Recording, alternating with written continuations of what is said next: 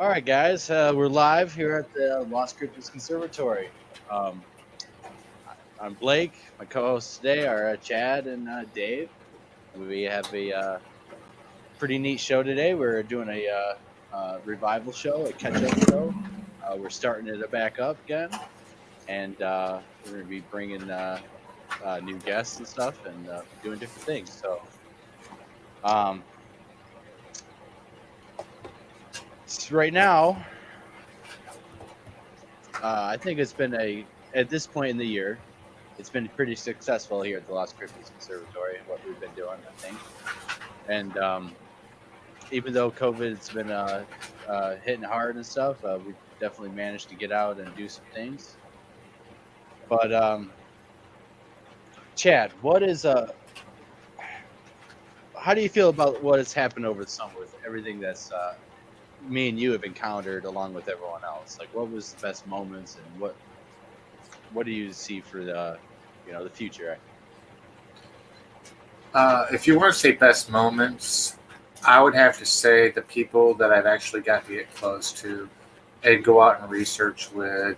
And, not all the people I've met, they're not on all the research trips, but when we get to, sometimes we just get together for a day. Sometimes just a portion of us go up for a weekend or even longer.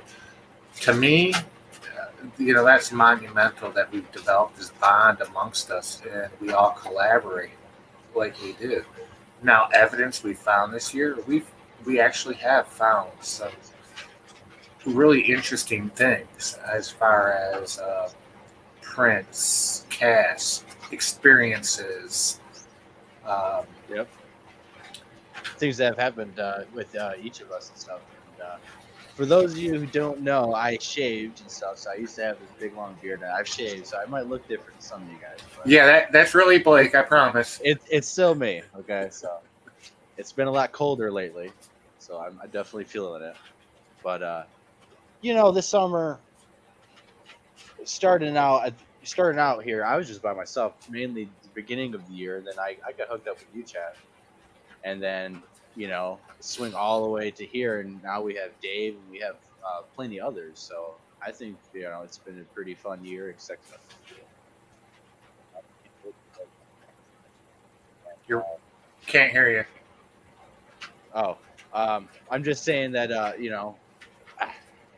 I'm so happy how this year's been with what's been happening with the group and how it's been growing, the research, and other researchers that's been happening too, because there's been a lot of stuff that's been happening this year.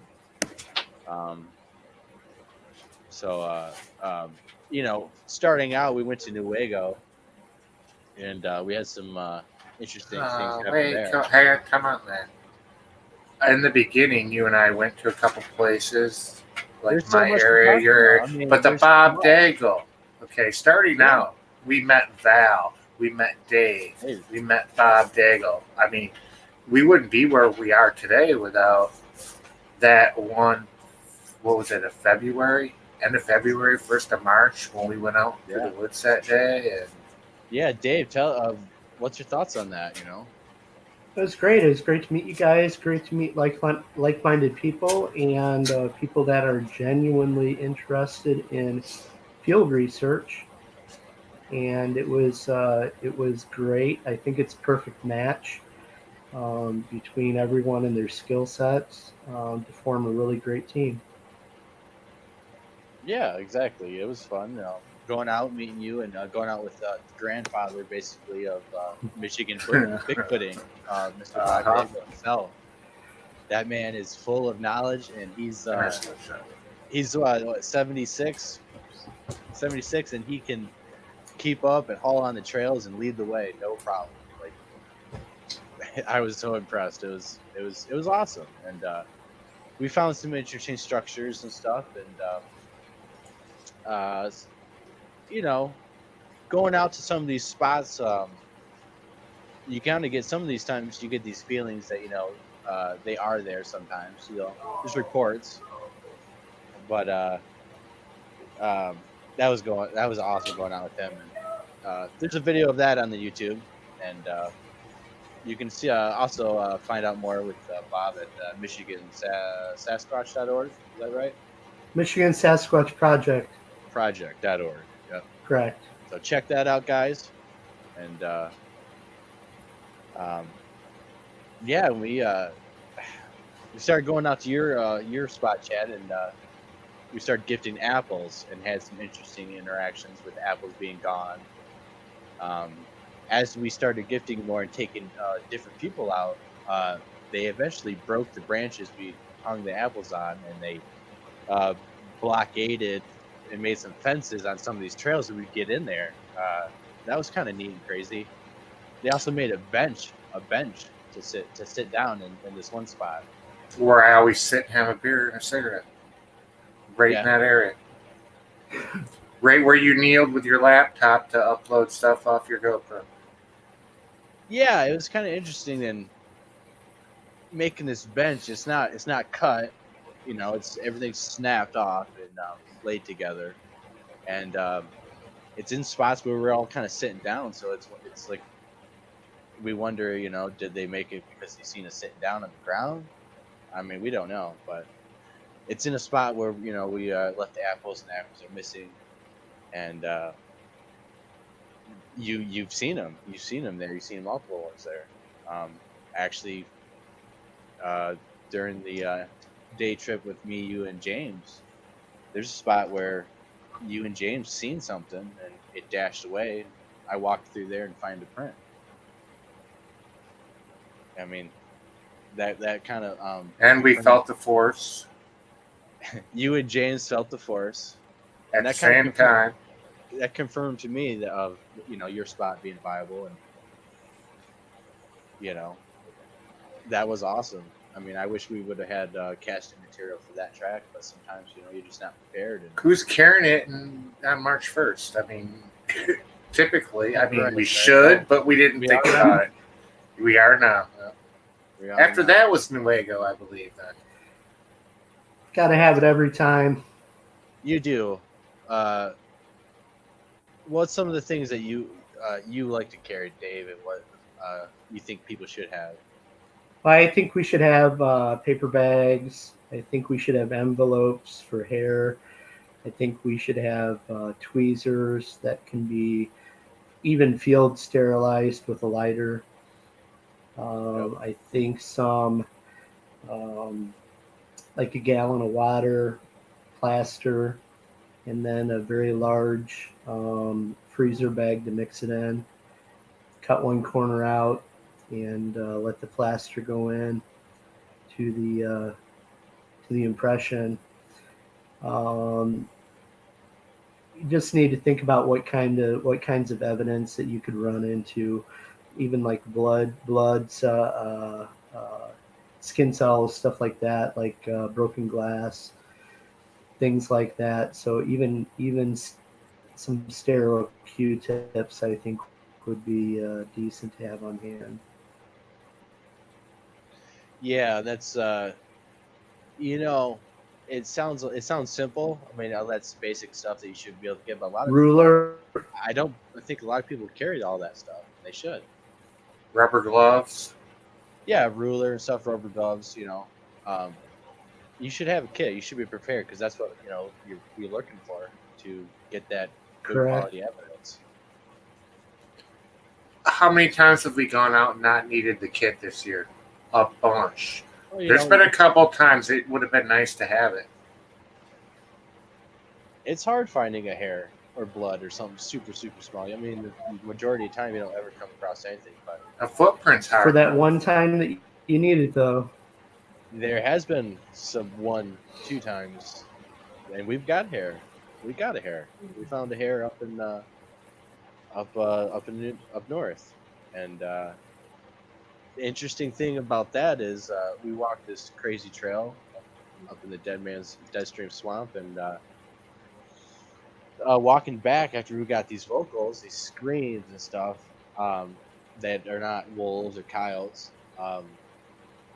Walking back, and this hair is hanging on a thread of spider web, taller than me, and I almost run into it, and we collect it, and It's pretty long. It looks pretty good, and that's it. We put that in an envelope as soon as we found it, and it's tucked away right now. So uh, it was good that we came prepared that time, because you never know.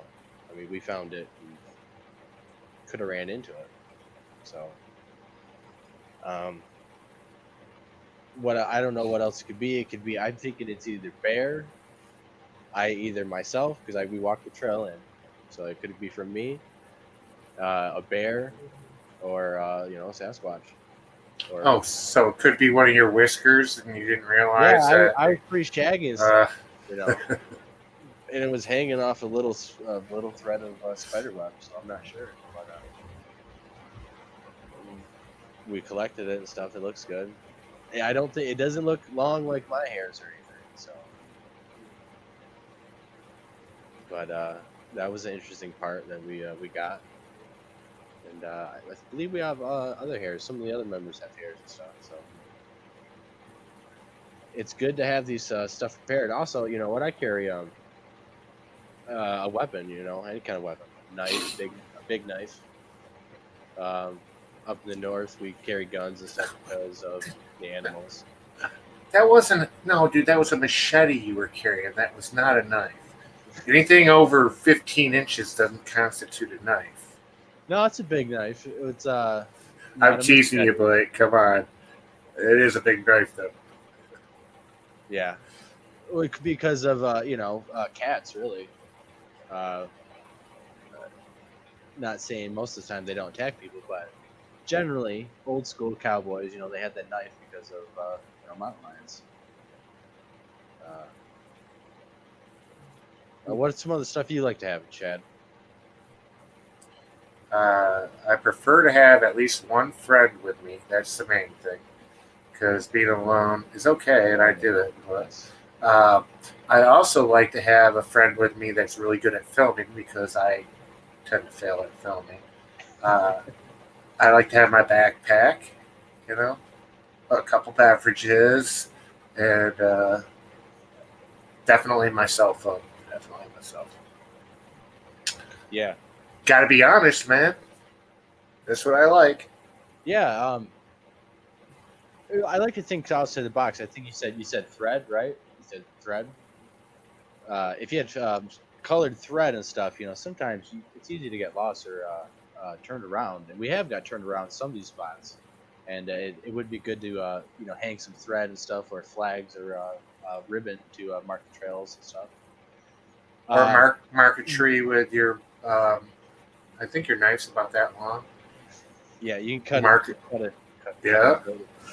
You actually got lost at Dewey Lake, our last adventure. You got actually lost, turned around with the guide there, who grew up there in a little 15-acre area. Yeah, hunts there, all his life, and you guys got turned around at night a lot, actually. Yeah, and he finally couldn't believe he had to break out the compass, because all of a sudden, so we're walking. He thinks he knows where he's going, and then all of a sudden we come to this spot. We're like, we were just here like 10 minutes ago, right in this exact spot. We're looking at our footprints. He's like, what? And he breaks out his compass. He's like, just totally befuddled the direction we're facing, and it's totally different than what he thought. Then then he got the coordinates, the direction we had to go. We started walking that way, put the compass away, and again, he breaks it out, and he gets all like, man, I can't believe it. It's not that easy to walk straight when you're in a swamp and you have to make rights, lefts, and go around stuff. Right. It's so easy.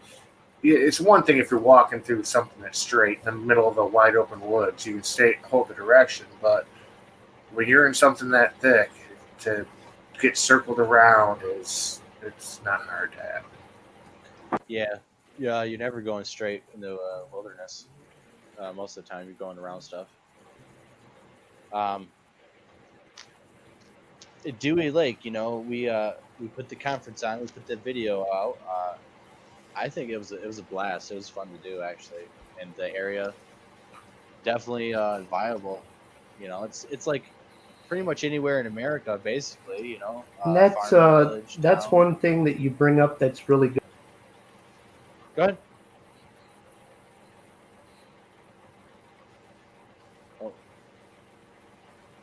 This Can't is hear weird. Yeah, you talk about the compass. Can you hear me? Yep. Mhm. Go ahead. Um, yeah. Is that better? Yeah, we can hear you now. Okay. Can you hear me now? Okay, great. Yeah, you were talking about the compass, and it's important to have an analog, a regular compass with you, because we've been out before with the cell phones and you don't have any cell phone service, and you cannot use the compass on your cell phone. So that is an essential, I think, is to have a regular compass with you. Yeah. Yeah. Especially Well, if you're going to some of these spots, wild, Blake's wild spots. Blake's last question after the compass, which you were probably frozen or something, was about Dewey Lake, and he kind of wanted some input on what to lead into what we all did and what happened there. Yeah, we're kind of just jumping around a little bit, but let's talk about the Dewey Lake conference and stuff we did. And it was fun. I had fun. What do you think about it, Dave? It was a great conference. I think we had a really good turnout for COVID conference, Yep. and everything going on at the time, and the fact that we were the COVID pushed us much later in the season than what we wanted to be. So I'm very, very pleased with the outcome of it, in that we had several reports come out of the Dewey Lake Conference that were previously unknown, stories that had not been told before, stories that the Lost Yep. Cryptids got from Dewey Lake. And I look forward to going back again next year and doing the same, and having a larger crowd. And it was a very nice conference. That's right. We did get some reports and some valuable information, actually. Uh, amazing people. We met amazing people and stuff, actually. And we went out to Susan's spot. We met her there at the conference, and she took us out to one of her areas close by, 15-20 minute drive. And we were having some things happen and stuff. I believe Linda actually said she's seen a black shadow in between the trees, and then it moved and stuff. And some of us were hearing what they described as bear growls and stuff.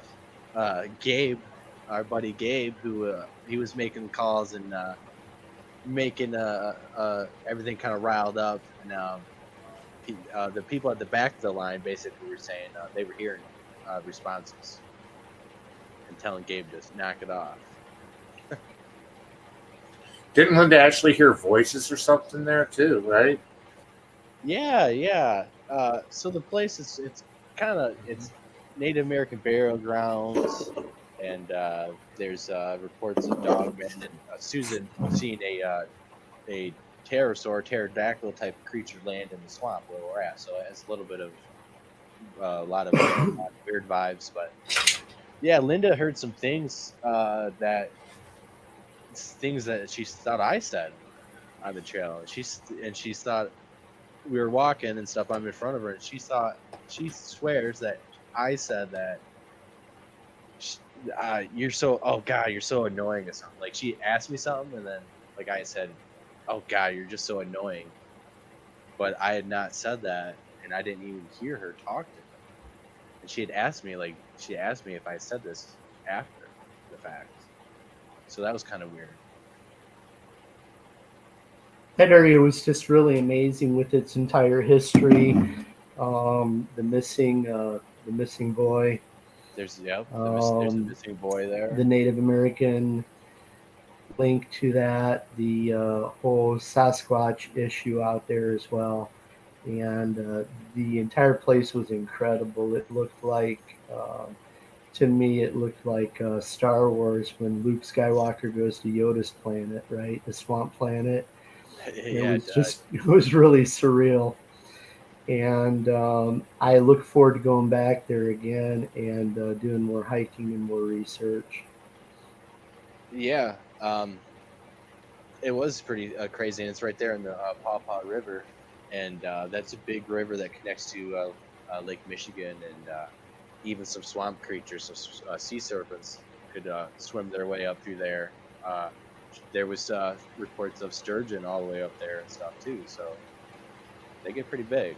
So the swamp area, where she said there's a pterosaur flew into, it's pretty thick, and that you know you need a small boat, canoe, or to get over there. So who knows what's in there? It's primeval, primordial stuff. You don't need a boat or a canoe to get over there. If you and I wanted to get over there, we would get over there without.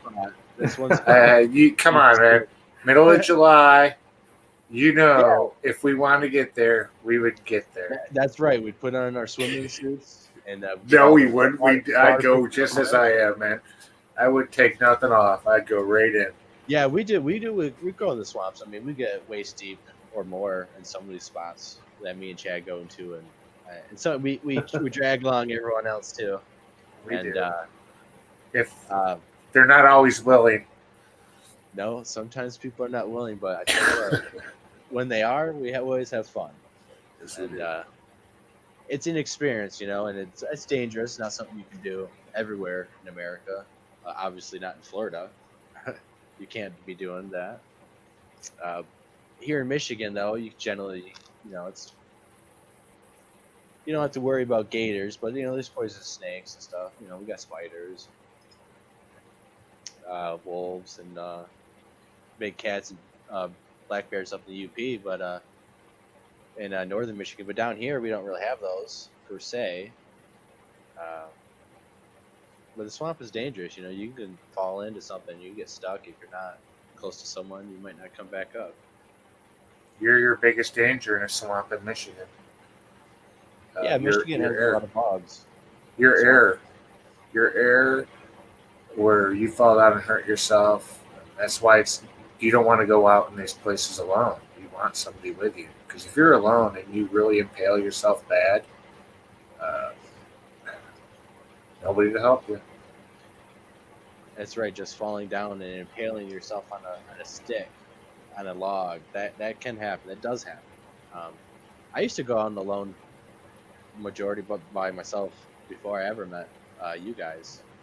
I'd be by myself, and I did get in a situation where I tried to jump a ditch in a swamp and fell, landed on the other side and fell back in, slid down, and I was up to my chest in muck water, and I was able to get out. It wasn't too bad, but you never just want to jump and miss and jump into a mud thing. But at Dewey Lake, we were walking on flat ground, me and James and stuff, and we were walking everywhere, and I take this one step, and bam, I'm all the way down to my waist, and right there, just a foot, trying to get out, it's perfectly solid. So Waterloo, the day after Dave left, and then you got picked up that day by Gabe, and you and I went out that night, and I had to take your cell phone and something else from you to get out of that mud. Remember, we went, okay, we're going this way,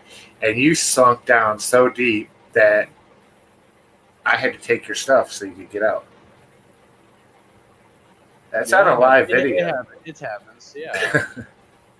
Yeah, I've been up north at Whitecamp Lake, and it's a like an abandoned campground that you can only get to using four-wheelers and everything. And I was along the lake shore, and I actually got into some quicksand, and I found myself very, very quickly alone up to my knees in quicksand, trying to get out.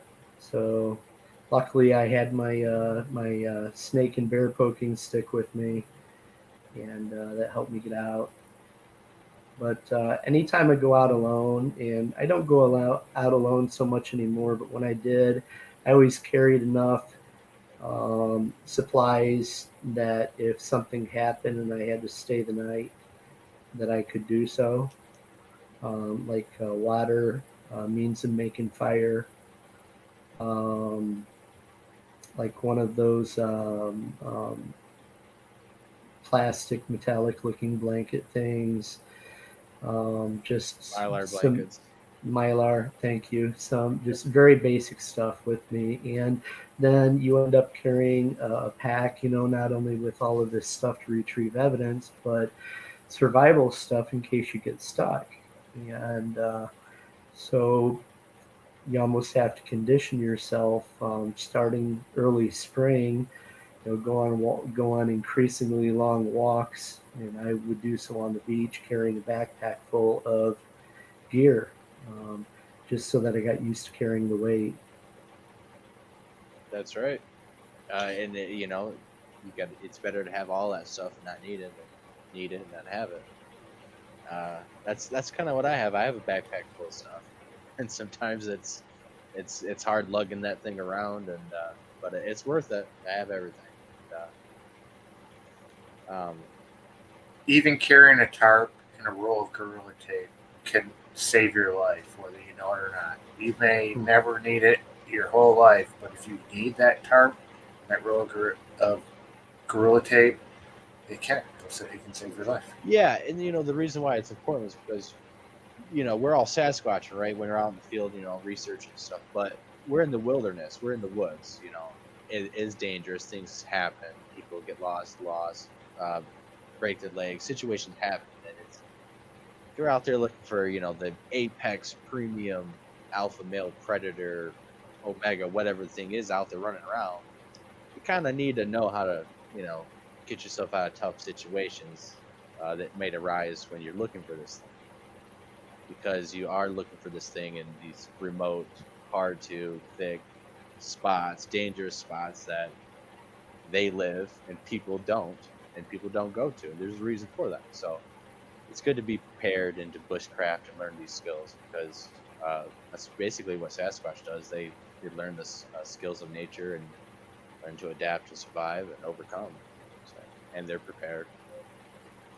Really important is to be very efficient at building a fire, because if you are out there and you do get lost and something does happen, and you do need the fire for warmth or whatever.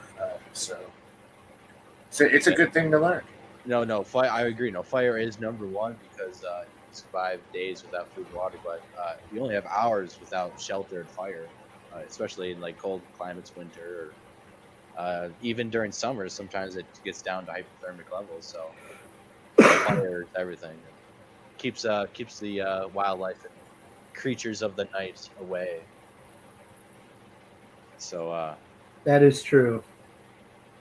yeah. Because there are a lot of things out there besides Bigfoot. There are creatures and cryptids out there. Pterodactyls type creatures in Texas, all the way to here in Michigan. What's that about? There's thunderbirds and stuff. There's lots of reports of there's actually a new report of a gigantic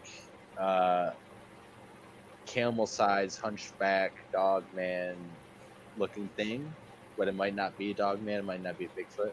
It's running around up north. Very, very few reports of it, but it's like the size of a small Volkswagen bus, maybe a little smaller, camel-sized tallness, runs on all fours, and it's grotesque. It might be misshapen Bigfoot or dogman creature, so or something new. So there's still plenty of things running around these woods, all over America. You got me scared. You got me scared now, man. I That was a thought new all one, I had to do was watch mine and our backs for Bigfoot or even maybe a dog man. But now you're telling me there's some gigantic chicken out there that's so big that I would be the size of a caterpillar and I could just get ate like a worm. Yeah, it's not that big. It's compared with like a moose size. That's big enough. I guess it'd be like a bear the size of a moose, so a big bear looking thing, but it's not a bear. And was seen crossing the road a few times. So who knows? That's it came up on the radar the last few years, and Miss Shatan Nora from Michigan herself, author and magazine editor. Uh, she has reports of it, and I did a podcast with her, interview with her, and she's describes it there too. So check that out.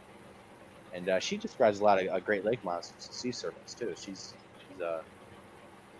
pretty intelligent on all that subject matter. Actually, she teaches college courses. So Michigan, the state of Michigan, and all the lakes here is no The Great Lakes. stranger to even in large inland lakes like the reservoirs of Croton and Hardy. I mean, there is reports. People report there's something in there.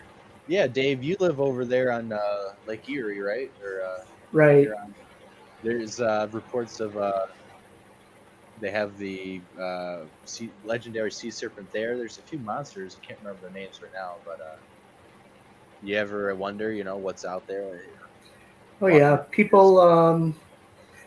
People rarely go out to the woods and go through all the woods. And you look at Michigan as a state, and it is so overgrown with wooded areas and state parks and preserves, especially the Upper Peninsula, that there could be literally anything out there. And I'll say it again, we basically, as we developed our cities and road systems, that we basically put roads through the middle of the forests without ever stopping to see what was in them. And I would venture to say to this day that much of the forests in Michigan have been relatively unexplored. Actually, yeah, I would agree because it's about 50% of Michigan is covered in forests, actually, which surprises a lot of people. And a lot of states are like that, actually. So more than enough habitat. And but Sasquatch are also close by, right up next to people's dwellings and neighborhoods, suburbs, communities, even in city limits. Actually, reports of them actually in Detroit, hanging out. In Detroit, they got wild dogs and stuff. Feral dogs that are running around in packs. German shepherds to small breeds, Pomeranians running together. I believe there's a National Geographic special. It's a few years old now, but pretty cool things. And Sasquatches run around the same abandoned suburbs and things. They're everywhere. It seems like. And that's why here at the Lost Cryptids, we try to go everywhere. We've been all over the state. We're going to go all over the state next year. And some of these places we're going to go to and we got planned, actually, are pretty intense. We're going to do a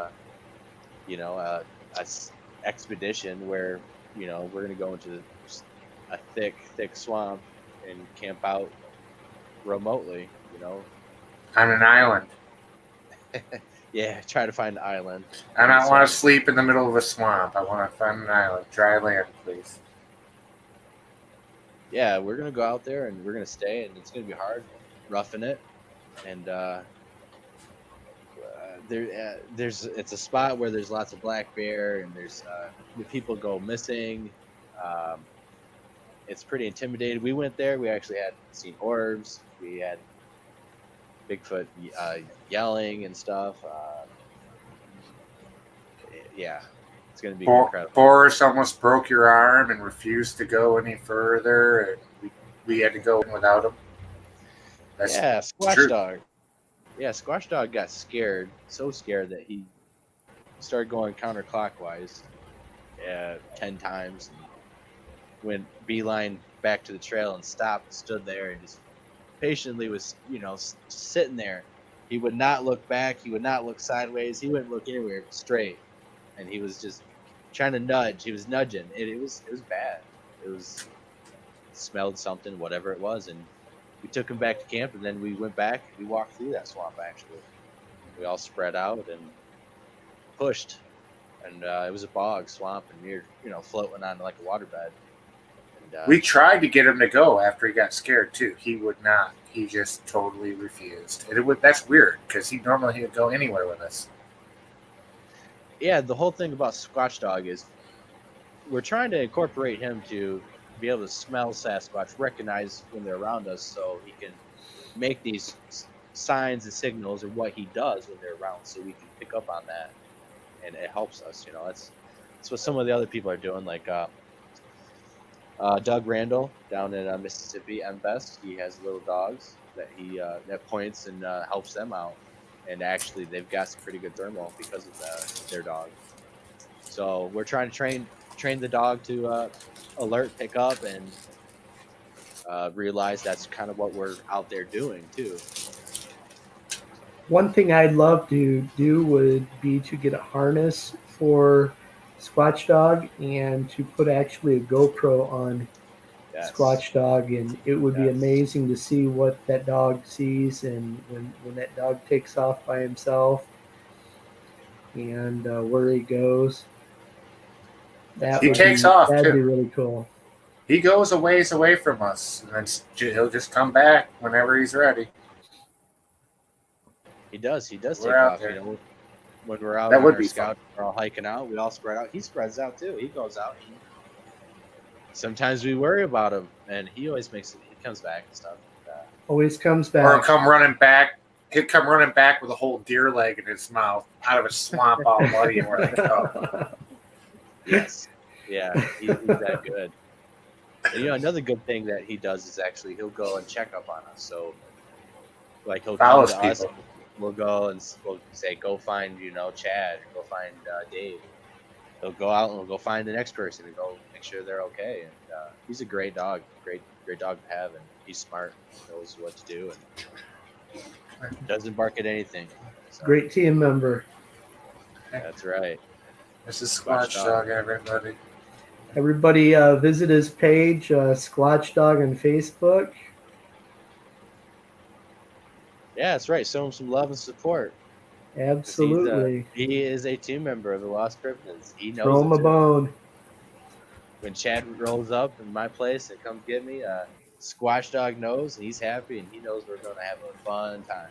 Because The minute he sees you, he first thing knows. he does, he greets me, and oh yeah, it's fun time. So, and he's been on a number of trips with us actually, and we've during encounters and interactions. And, he doesn't chase after him. He doesn't run away scared. Usually, besides that time. In Nuevo, he was sniffing and just. I don't think he was that experienced in them yet, but he caught on. He was sniffing and he was checking on everyone.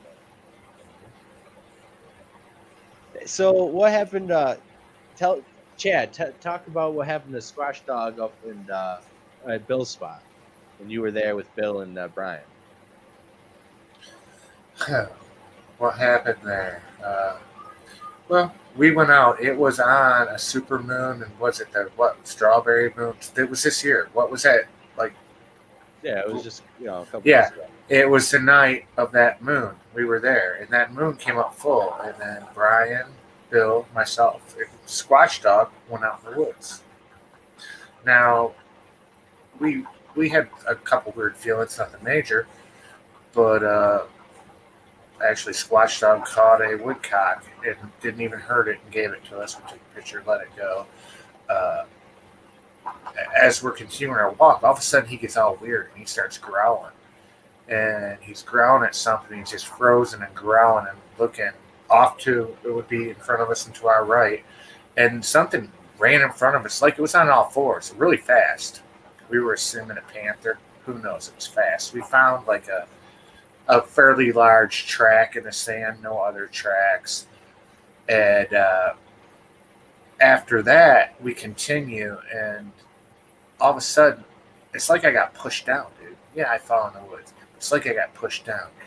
And for every time I tried to stand up, there it is happening again. Not like with Ernie, but something's happening to me. Every time I try to stand up, it's like something's pushing me back down as I'm getting up. Well, it happened like 3 or 4 times. Now I'm up and it's not happening. And now I'm walking, I look at Brian. Something pushes Brian down. Something was harder on Brian than what it was on me, because Brian kept trying to stand up, and I'm telling you, a half a dozen times, Brian kept getting pushed down. Boris is still with us at this time. We're like all weirded out, don't understand it. We end up turning around and going back after we investigate that whatever crossed in front of us, and Squatch Dog just disappears. He's gone. And we get back to camp, and we're all standing around talking, and we're calling him. It's like, oh, well, he always comes back. He'll come back. Then all of a sudden, Bill falls down in camp, just out of nowhere. And he's like, man, dude, that, like, something shoved him. And he goes to take a leak, so he just walks over by his truck instead of leaking right in the middle of camp by us. He's like, hey, I know where your dog is. I'm like, yeah? Now I'm excited because I'm kind of concerned. Boris has been gone for a little bit. My dog is in his truck. My dog was with us in the woods. Nobody had ever, and the truck was locked and all closed up. How did my dog go from being in the woods to now? I don't know. I don't want to get all woo, but that really happened, and there's witnesses. There's 3 of us that all experienced this. Well, if Squatch Dog could talk, I'm sure he would have an interesting story of how he got into the truck and had the door shut on it. You know, so he's experienced some stuff. You know, GoPro on him would have answered everything. Yeah. It doesn't. How did he get in there? Listen, we got back. Nobody went to Bill's truck, man, and Bill's truck was all shut and locked. Boris was with us the whole time. That's right. And then he disappears on our way back, but now he's locked up in Bill's truck. I don't know. It's one of those things that we experienced here, and we don't know what happened, what it is. You know. Dave, have you ever experienced anything other weird stuff besides Bigfoot in the woods? Maybe other cryptids or even paranormal ghost things? Like what? Not so much paranormal ghost things, but cryptids and a shaman on the Woodtick Peninsula, just on Lake Erie. And I used to go hiking that regularly. Go for night hikes, and I'd always go by this beach shanty that was made out of driftwood and logs and boards and things like that. And never saw anything, but I would always smell a strong smell of tobacco burning when I went by. And so I learned every time I went by to gift tobacco and to leave tobacco there at the site. But the Woodtick Peninsula itself, I think, is very eerie.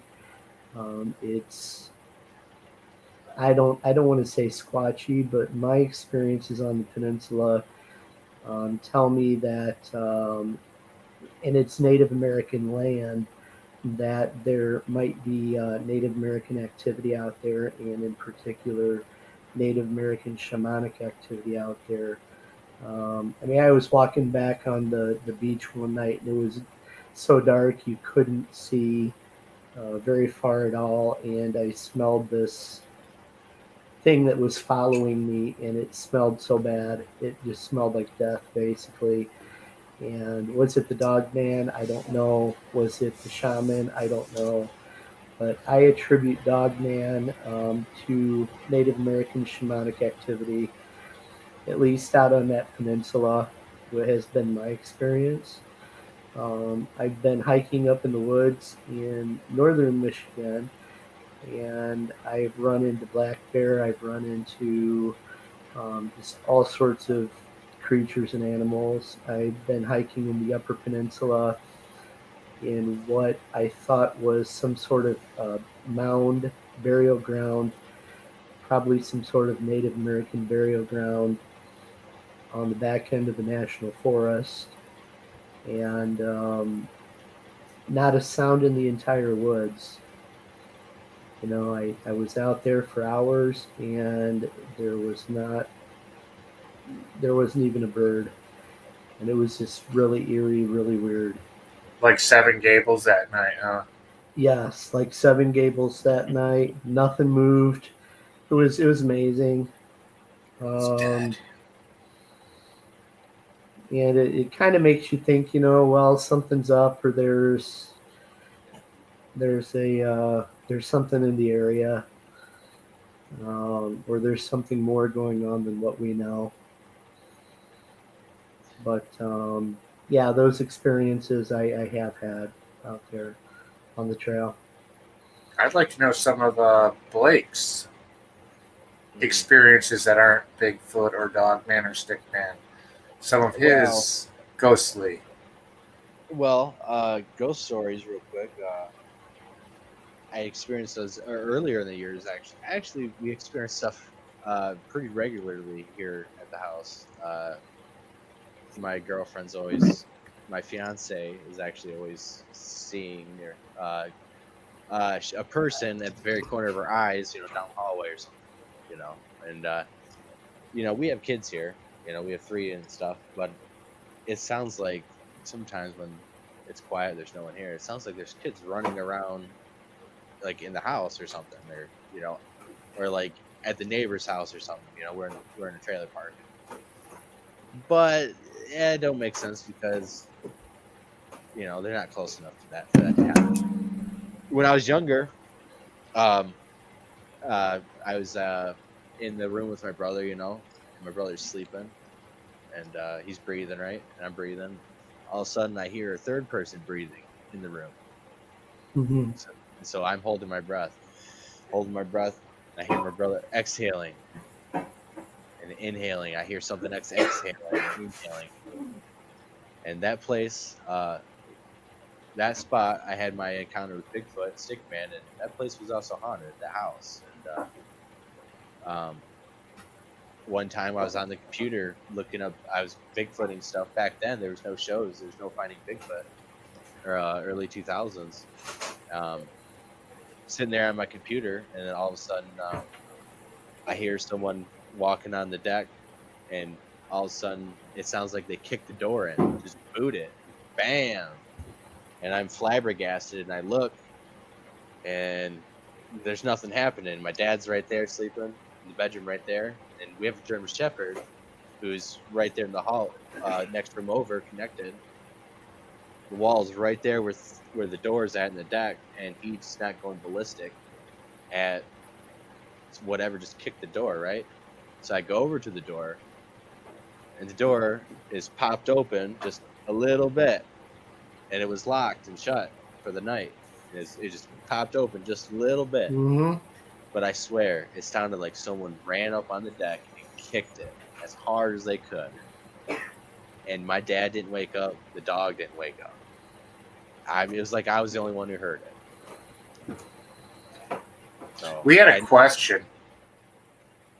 I've been watching. We had one. Phil C. asked, and I'm not qualified to answer this, but he asked it, so let's put it out there. Does Dogman emit a foul odor? My answer is I've never seen a Dogman. I know Bigfoot can, so maybe they do. What's your guys' opinion for Phil C? Well, in my experience out on the Woodtick Peninsula and everything, I think Dogman is every bit of shamanic Native American activity, and what I can say, it smelled terrible. It smelled like dead animal, dead carcass. It smelled like death, and it was near me and followed me for a while. As I walked out of the peninsula, but it smelled terrible. Yeah. Do you ever feel? I guess real quick. I think Dogman, obviously, if it's a Native American, it's one thing. But if it's another creature, 2 different things. If it's eating dead animals, It's going to smell. Being out in the wilderness, animals smell. Even squirrels, they smell. So. When that happened, did you feel like like scared, like you're endangered, like you shouldn't be there? My senses were heightened, and it did seem like I was not alone there at all. But it wasn't like threatening. Um, I would describe it as not threatening, but alarming. Yeah. Just alarming. And dog man, whatever it is, it's real. And you know why? Because I've seen it. I actually, we seen it. Me and my fiance, girlfriend at the time, we seen it in October, first week of October, driving down 5 minutes away from the house here, and we got groceries. Right, we're driving home. We got the kids in the back, and drove this road a million times over. And we're driving. All of a sudden, something standing right there, and then all of a sudden, it looks like it's down real fast, and it's crossing the road. When it's first crosses the road, I see it, and it looks like a coyote crossing the road, right? Dog face, snout. It's all sweet. It's a coyote. It gets to the middle of the road. Mm-hmm. It is. We're getting closer and stuff. It's happened fast, but it happens slow. It's weird. It's like a time matrix. Basically, when it got in the middle of the road, I was like, "Wow, it's a wolf. This thing's huge." And then when it crosses the road, I'm thinking, it's massive. It's long. It crosses the road, gets 25 yards in, across the field, and it stands up and starts running on two legs. 2 legs. On two legs. Okay, I'm not joking. My girlfriend, I want to stop the car and film because Sure. but my girlfriend's freaking out. And Kind the of. trick with that is due to dogs' hip dysplasia that they're not capable of going up and walking per se on 2 legs for any prolonged period Right. of This time. thing. They're carrying weight. So I immediately asked my girlfriend, "What did you see? What was that? What did you see?" And she said, "Well, I thought it was a person on a bike at first because it was standing up, and when it went like this motion, some Mm-hmm. another key point I'm forgetting is we had the brights on. It was sunset, just dark enough that you can have the lights on, the brights on. My girlfriend scared of deer, but daylight still, and so its eyes are shining. And as it's crossing, its eyes are going like this. It's shining. It's going like this. If you ever see a bear run where they girt their head down, it's doing that motion. So its eyes are actually shining, reflecting, and they're going like this. Pretty drastic head move. And I could see actually the other eye. And it kind of turned and looked at us. So she said that it got up and walked on two legs, and that it seemed like it looked right at us, like we knew we were in the car and looked right at us, like in our eyes. So is what she described. And at that moment, you lost all chances of your girlfriend ever going Bigfooting with you, didn't you? Can't. Yeah. She's a believer now of other things too, but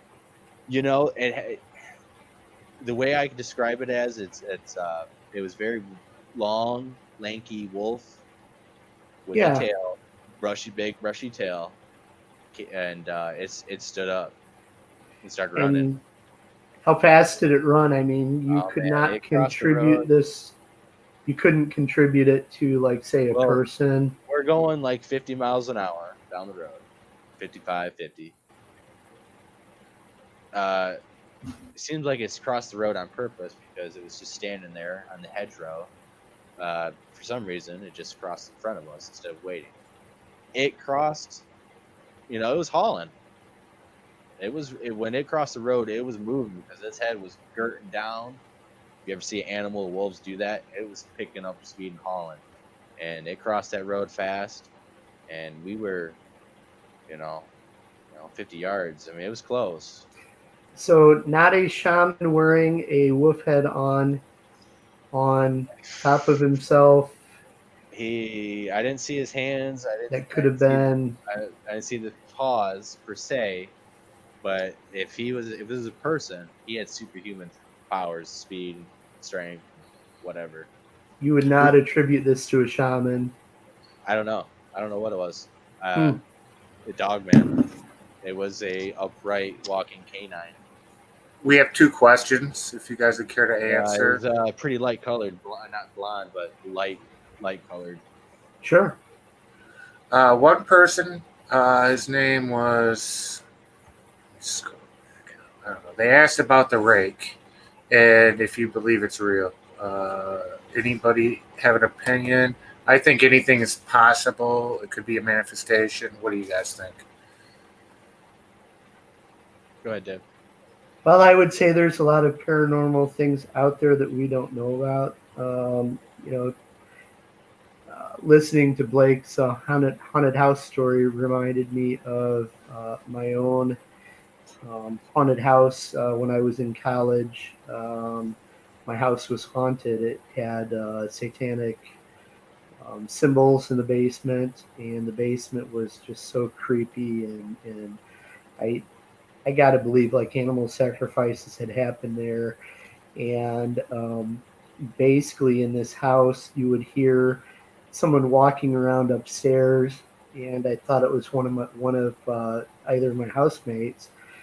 And you would go up, and there would be nobody there, and you would hear someone walking up and down the steps, and there would be no one there, and you would have the door to the attic and the door to the basement, and you would close them and come back 5 minutes later.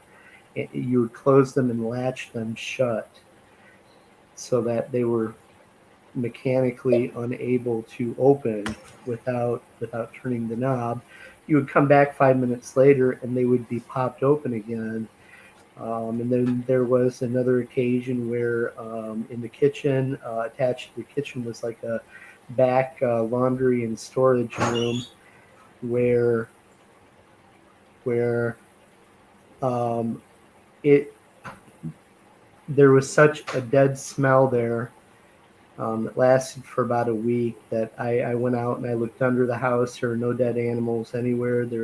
This was just totally unexplained. There was no reason for the smell to be there. It was so bad that I was going to tape off the room and put up plastic, and it was awful. And my TV would turn channels and turn on and off by itself in the house, and just all sorts of things like that going on. And so finally I said, wait, hey, whoever's here, um, we can live together, and I'll take good care of the house because I like living here too. And then everything pretty much stopped after that. The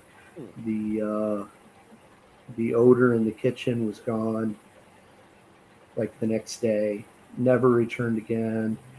Um, and you would hear people walking around upstairs when no one was there. People walking up and down the steps, and you would be standing right there at the steps, listening to somebody walk up the steps, and there was no one there. Um, so it kind of reminds me a little bit of that. And paranormal things are possible. We've only begun to describe our environment, describe our world around us through science. And I think there's a lot yet that we don't yet understand, that we put in the paranormal box, and may very well be paranormal, um, or some other reason that we don't know yet. Jennifer Noble has a question, and this is right up your alley, Blake, because of your research of Native American history in the state of Michigan. Does the Lost Cryptid Conservatory research near Native American reservations, question marks, I'm assuming burial, how much Native American land do we spend our time looking for Bigfoot at? Can you answer that? Near reservations, not like within a mile or something, but within 20-minute drive. I think we've been pretty close to one or two. Old school Native American land, yeah.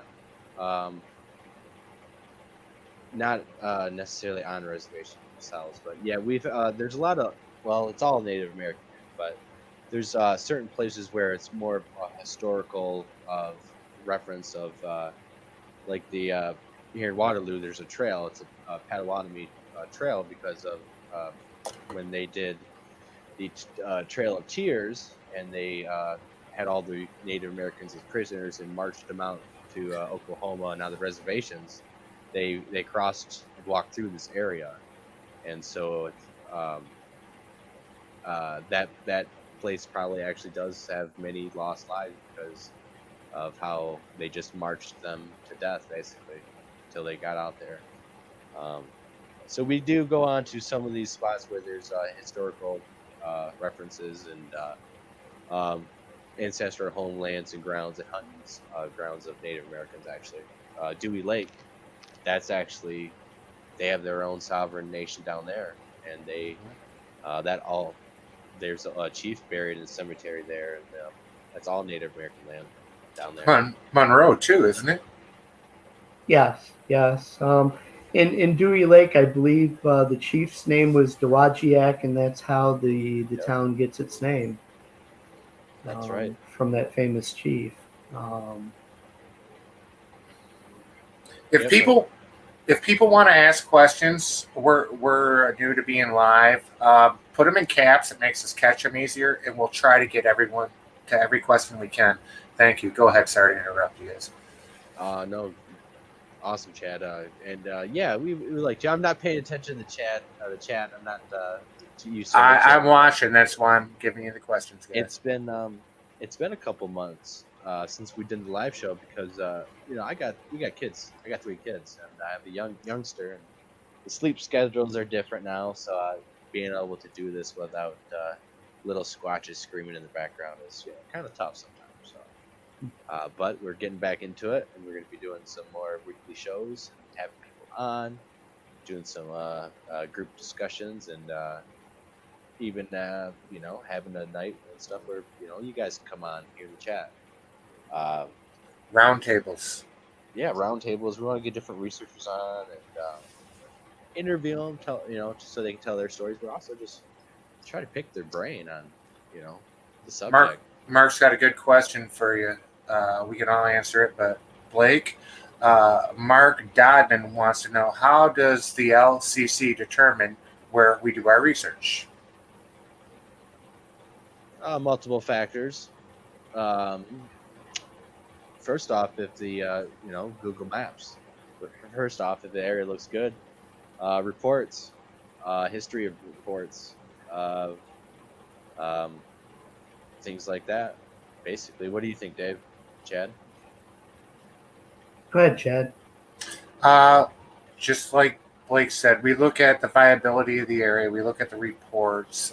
You look for the 3 sources: food, water, and cover. You use Google Maps to find ideal terrains. But the reports, to me, is the main thing. And when we go look at areas, when we find stuff out of place, it doesn't look like it happened naturally. We don't just attribute it to Bigfoot, but we get an interest in that, and then we will return to that area, and we watch closely, and we look for change and stuff. Go ahead, David. No, that's exactly right. And you look and see what's changed over your many trips there, and keep an eye on the area. In terms of what could be structures or dens or anything of that nature. That's right. Go ahead. Oh, I'm just agreeing, and we're finding that you don't have to go far outside of your own city generally to find Sasquatch activity or reports of them, because it seems like they're pretty much everywhere here in Michigan. I know saying that is kind of voodoo or something taboo. They're everywhere, but they kind of are. They're 20 minutes from your outside of the countryside, near a city. Like they roam around the countryside here in Michigan. A lot of in the lower part, a lot of farmland, and when that crops up, that's a forest of corn, and that they can go in to eat and hunt in. And we got reports of them actually hunting in the cornfield, spread out, running, chasing deer. And Alex, he walked up on one, basically making a across back to his house, taking a shortcut across the cornfield. He came up on them hunting, and a big alpha male, maybe, or big male, face to face, stared him down, and he thought he was gonna die. He took off running. He's 15 years old. He's scared out of his mind. Trying not to pee himself, basically. And he basically he's pretty traumatized, and he won't go out there. He's scared, and he should be. He respects them too. He doesn't want them mad at him because he lives there still around the area. So they utilize cornfield, and they're everywhere here in Michigan and in America. You created a question, my friend. Jennifer Noble wants all three of our opinions. How many Bigfoot do you think are in the USA? What do you think? All right, who wants to go first? Thank you, Jennifer. A lot. The reports are between the people that actually believe they exist range from in North America over 1 billion all the way down to 30,000. Do I think there's 1 million in North America? Probably not. Do I think there could easily be a 500,000 in all of North America? Absolutely. And not all states have the number that other states do. I mean, some states have a high population of. In my opinion, to answer this question, we can't give you an answer. I can tell you there's a lot. Go ahead, guys. We have a lot of reports, and in Michigan itself, there's thousands of reports of Bigfoot or related creatures. And I'm inclined to believe that with as many reports as what there are, that you end up with a population just in Michigan in the tens of thousands. I don't know about larger numbers. Certainly, I think in the United States, it is not unrealistic to have a few 100,000 easily out there in the woods, because the Pacific Northwest is just so incredibly vast.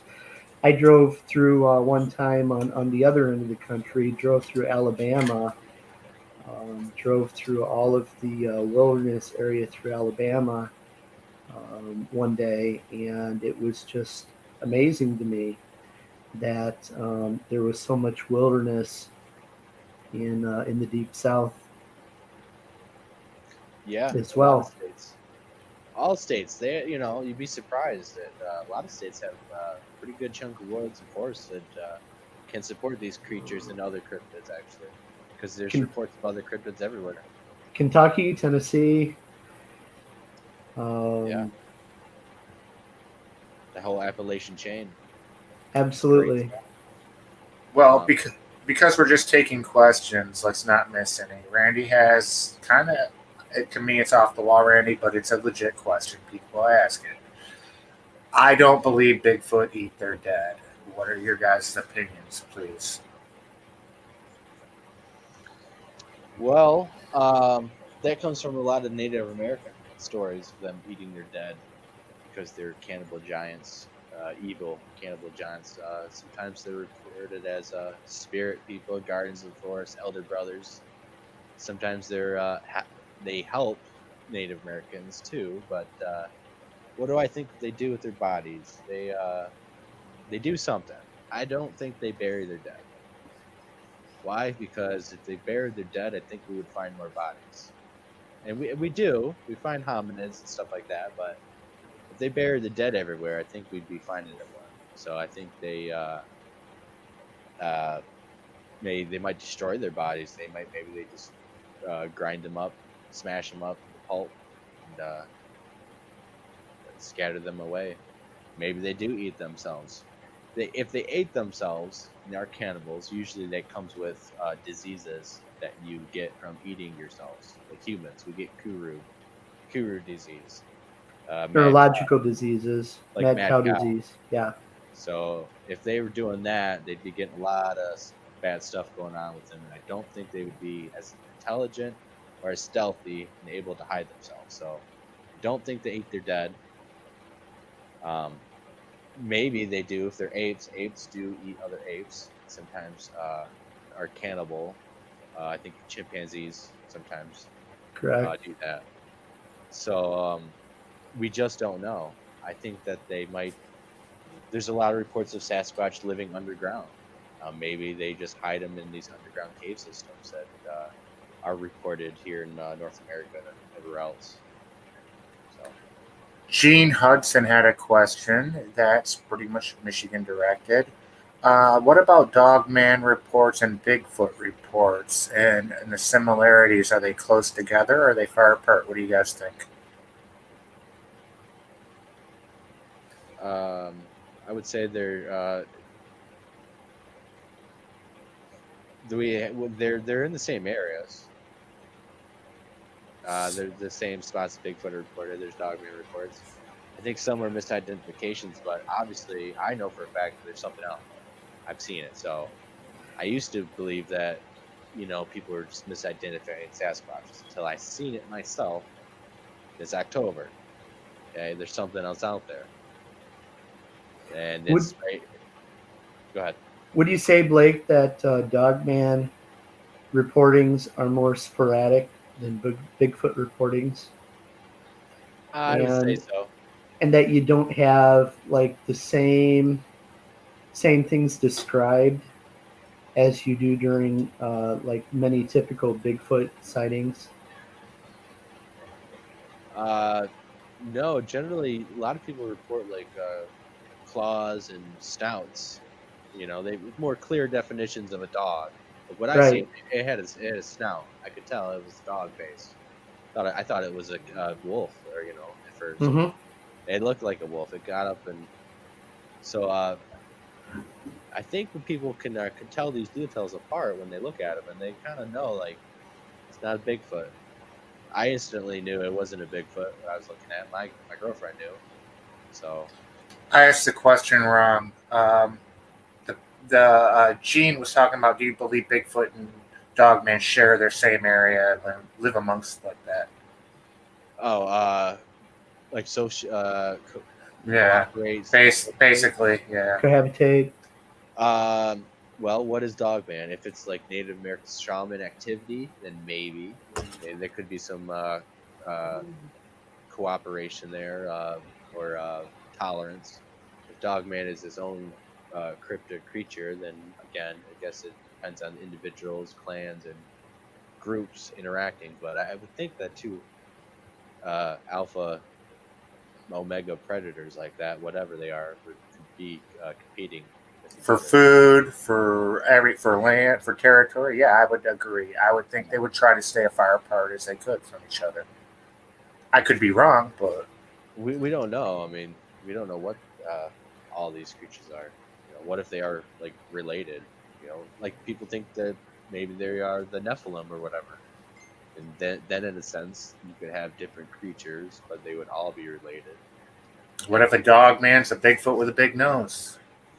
You know? A lot of unanswered questions, but there's creatures out there. That's There's stuff out there we definitely don't know about. yeah.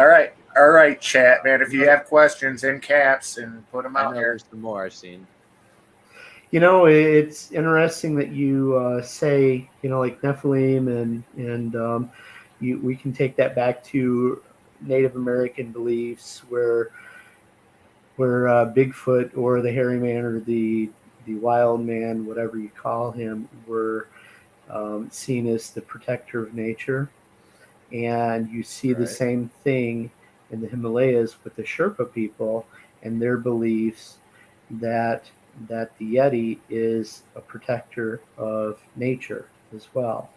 So, in that regard, maybe they do have a function. The Sherpa do believe, though, that the Yeti is supernatural, is paranormal in nature, and that always raises the specter, the question, if you believe Bigfoot is flesh and blood, or at least in part supernatural.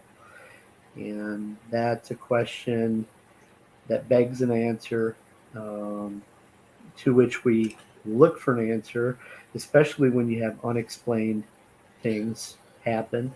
Like Bigfoot that's silent or moves extremely quick or is seen in two places at one time or things of that nature. What do you think, Blake? Well, I think they do a lot of things we can't explain.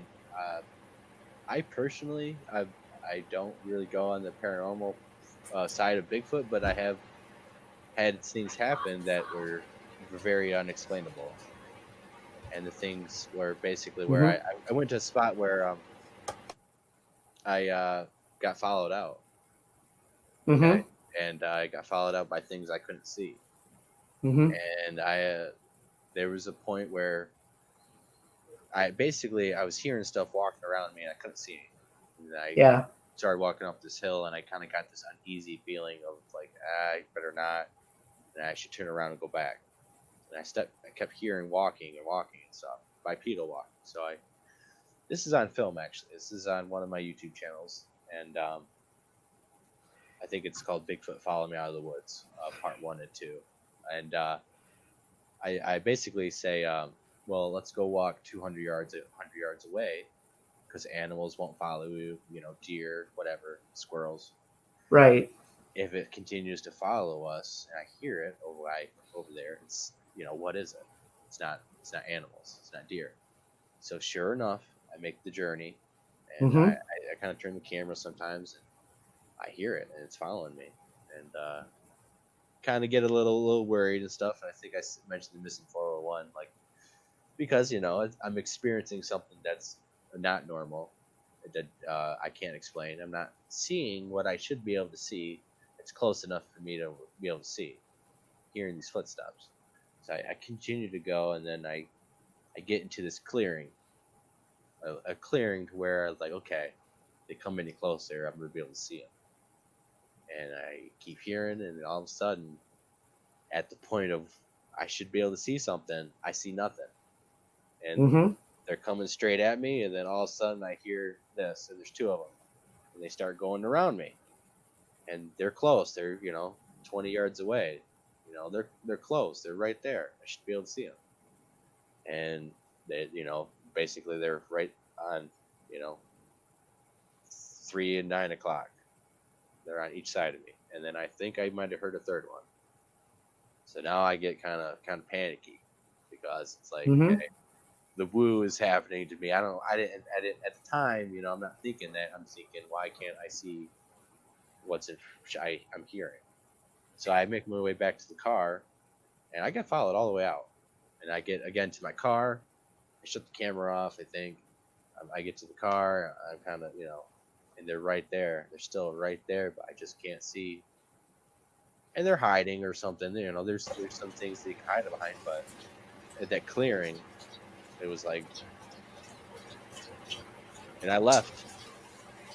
That's a great story, and that reminds me of like my experience on the Woodtick Peninsula. I was followed out by whatever it was that stunk that bad, that smelled of death, and it stayed with me as I walked out. So I think I was followed as well by what? Again, I don't know.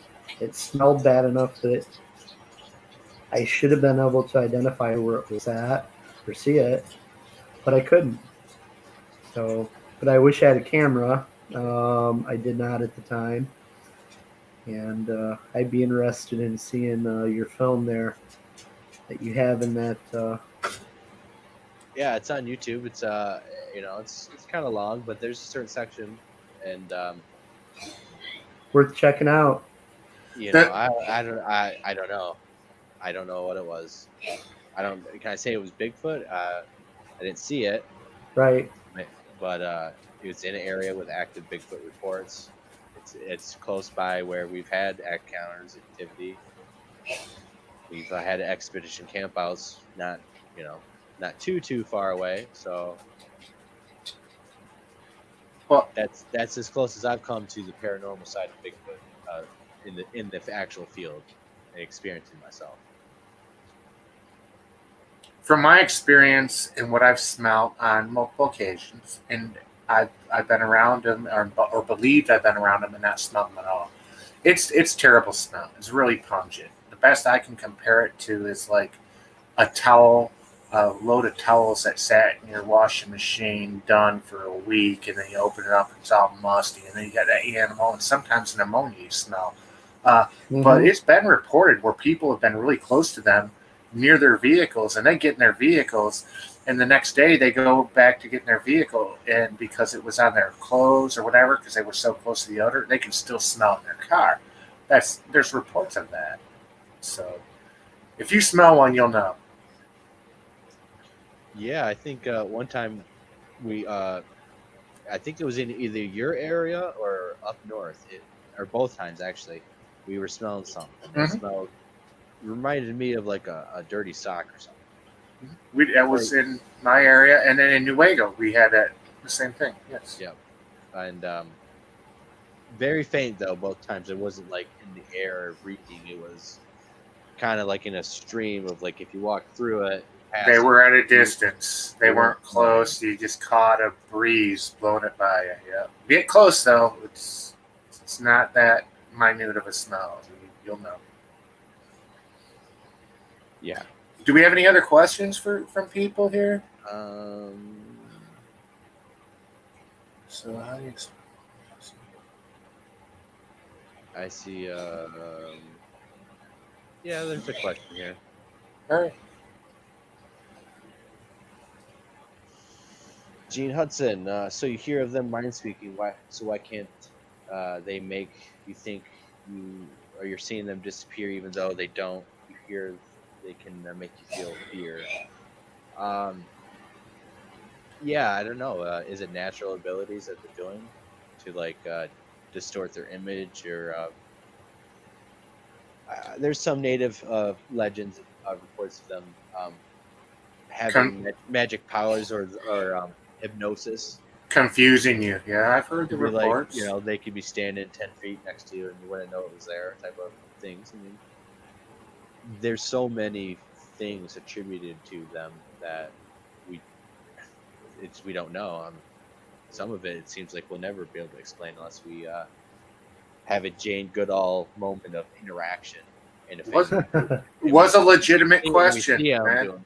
Was a legitimate question. Have they ever mind spoke to me? No, but I can't say that they are not capable. I can't say they're not capable of confusing you. I think in my encounter that I had in 2018, that definitely I had primal fear projected upon me from this thing that I saw while I was driving along the road. I saw it alongside the road, and the fear was not mine. It was being projected onto me, is what I can say. So I do think that they do have that ability. Now, tigers have that ability. Other predators have that ability to project fear on the prey. Humans have that ability. Yeah, it's hard to, like when I was out there, was that my own instincts telling me I shouldn't go up the hill, or this is weird, and what's going on, or was it them, or was it something they're doing, EMF or infrasound or magic, hypnosis, whatever. We don't know. There's too many things we need to. There's a lot of things we need to step up and do. More equipment out there, more tests, more. Got to get footage. That's the only thing that's going to help is getting footage of them doing hocus pocus on the camera to someone, and then we can attribute and say, okay, Bigfoot's doing this. Until then, it could be, ghosts out there, magnetic earth energies, ley lines, the forest itself. There's this study in Europe where the trees talk to each other. The trees talk to each other and communicate and are alive, and a lot more alive in a sense than what we attribute to them. So, Gene Hudson has a question. You got that right there, please? Let's see this one. Yeah. Has anybody heard of them laugh very deep? You feel it in your chest. Chad, you ever hear laugh? I've never heard them laugh. I've been in Ohio. I was screamed at so terribly that it reverberated through my. You felt it through your whole body. It was close to. We were in a survival shelter that we had built, and it was behind it, so we couldn't see it. And I felt it reverberated. And yes, you felt it. But I've never heard them laugh. How about you, Dave? Have you ever heard one laugh or giggle in the woods? I've heard whoops and yahoos from them, and grunts, growls, but no laughs. Anything reverberate through your body? Have you had anything that loud that like shook your heart and your fluids in your brain? No, no. The only thing again that I would attribute to being that physically um, taxing would be my encounter when I saw the one on the side of the road and I had the fear projected onto me. That hit me like a ton of bricks. What about you, Blake? I mean, come on. You've been. I know you've heard them yell at you. Yeah. Laughter. No. I've had them, yell at me. I took a shot at a possum one time at night. I was hunting coyote, and a possum came up, and I missed him because he was way too close for the scope rifle I had. As he's scurrying away. What, you could have bent over and picked him up? How close was he? Come on, Blake. He was pretty close. I was sitting down, and he was.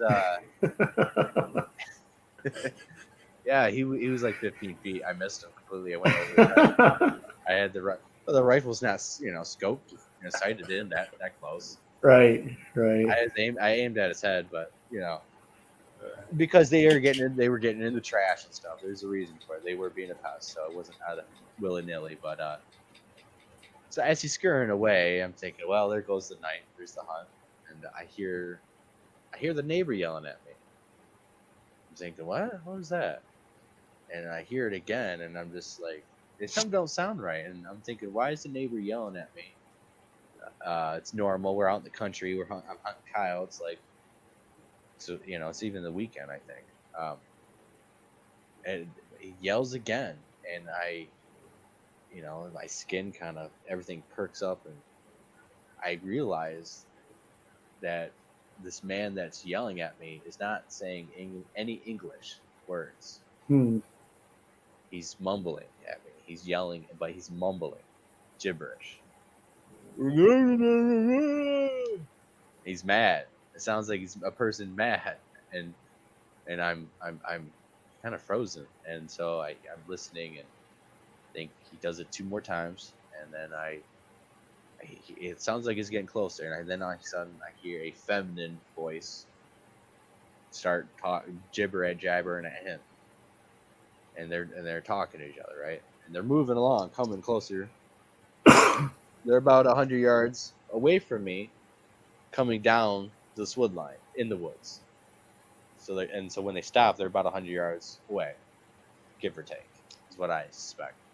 So anyways, as they're coming and moving, this female is making all sorts of sounds, all sorts of jibber jabber, sing song, fluty, almost sounds like a bird. It was crazy. And the male, when it yelled at me, it sounded big, massive, deep voice. I got scared when they came and walked, and they got quiet. And I waited as long as I could, and it wasn't that long, because I felt like they were right up on me. And I went in the house, and I grabbed the guns, and I was kind of, I was scared because, if that's a male Bigfoot who's kind of yelling at me, and the female is like telling him to calm down, talking him down, don't get in a fight, don't do nothing stupid.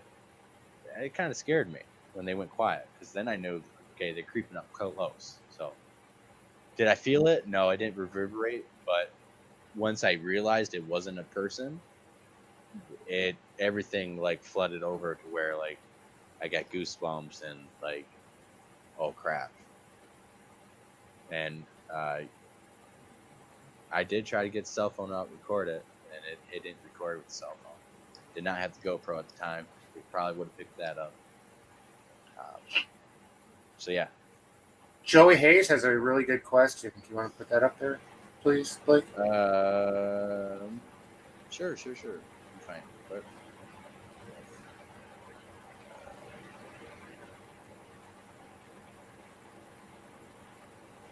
if I can find it. He just asked it at like 10:43. Okay. Right. Can they mimic as well as it is recorded?